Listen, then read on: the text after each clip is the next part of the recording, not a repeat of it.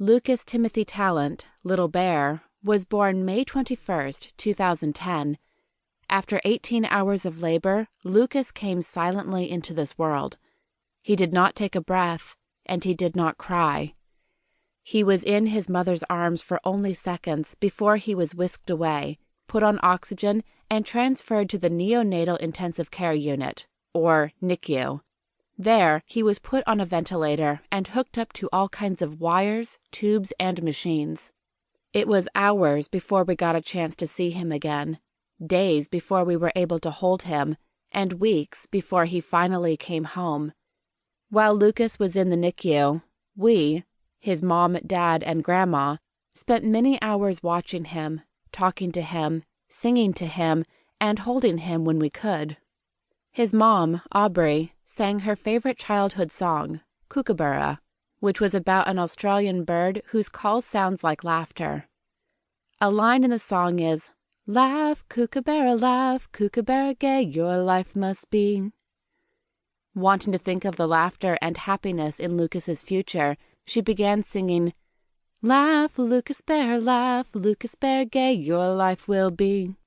Eventually, Lucas's dad, Andrei, nicknamed him Little Bear. During his first week in the NICU, Lucas was diagnosed with hypoxic ischemic encephalopathy, HIE, which meant that, essentially, at some point before birth, he did not get enough oxygen. To this day, after countless doctors and specialists, no one can tell us exactly when, how, or why this happened. We were told that he had also experienced bleeding in his brain, and very likely had injury to his brain. He was quickly put on a cooling cap to help prevent further damage, which meant we watched our perfect little boy lie there for 3 days, necessarily sedated, and held his cold little hands, as that was the only thing we could do.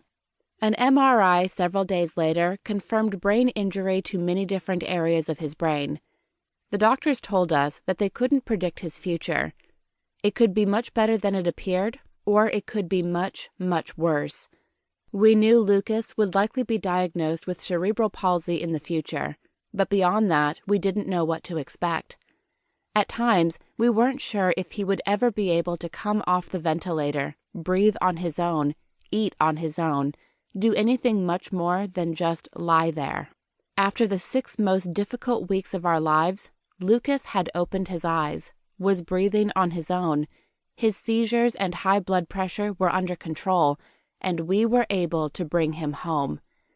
Lucas came home on a feeding tube, a million different medications, weekly nursing care, and with some scary unknowns about his future. We never lost sight, though, of how strong and brave our little boy was, and we believed in him.